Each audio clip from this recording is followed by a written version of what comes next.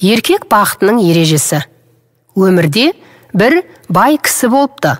Ол бұл дүниеде қолы жеткен нығметтерінің баршасына риза болса да, қалап алған жарына көңілі толмапты. Әйелінің мінезі, жүріс-тұрысы, қонақ күтімі, сөзі мен күлкісі де оның қолайына жақпапты. Бір күні ол Данагөй қарттың алдына келіп жүгініпті. Сөзді мұқият тыңдаған Дана, ол қызды өзің қалап алдың ба? Әрі оның қыз күніндегі мінез құлқын білесің бе? Деп сұрапты. Сонда әлгі кісі, иә, өзім сүйіп қосылдым. Қыз күнінде өте сыпайы, салихалы жан еді. Кейін өзгеріп кетті. Қыз күнінде қыздың бәрі жақсы, жаман әйел қайдан шығады дегендей, соның сырын өзім де білмей басым қатты, депті. Сонда әлгі Дана қарт, балам, Алла тағала адамға ұрпақ сыйлайды. Кімге қаласа ұл, кімге қаласа қыз, кімге қаласа екеуін де береді.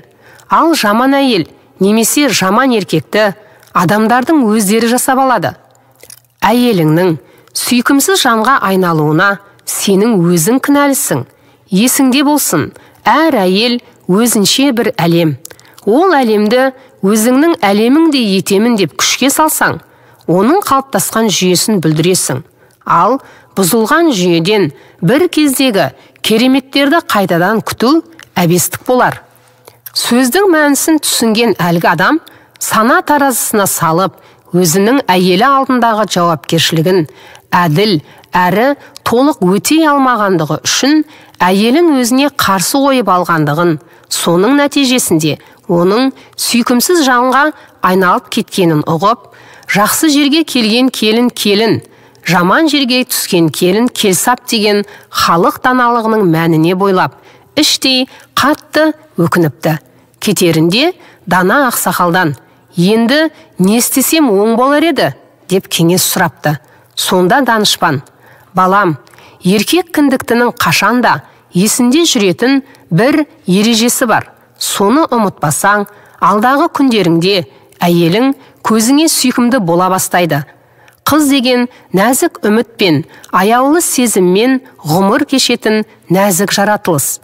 Олардың жасы қаншаға келсе де, жүректерінде сол бір үлбіреген нәзік сезім, ер адамға деген қалтқысыз сенімнен құралған бала күнгі бейнесі орнығып қалады. Жүректеріндегі сол кішкентай қыз, ол ақ самайлы әже болса да, сол балғын, пәк күйінде қала береді. Талғамсыз еркектер әйел жүрегіндегі сол кішкентай қыздың бейнесін көре алмай, пүшәйман болып өтеді. Әйеліңіз ханшайым болса да, отбасы, ошақ қасындағы күлдік емес шаруа әйелі болса да, олардың жүрегіндегі мәңгілік қартаймайтын қыз бейнесі барын ұмытпаңыз. Талғампаз болсаңыз, сол бейнені көре аласыз.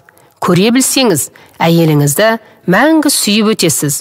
Әйелді аяласаңыз, өміріңіздің қалай нұрға бөленгенін байқамай қалатын нағыз бақытты еркекке айналасыз. Еркек бақытының ережесі осы, депті сабырлы үнмен. Қастер Сарқытқан. Оқыған Гүлбибі Әбусайыл қызы.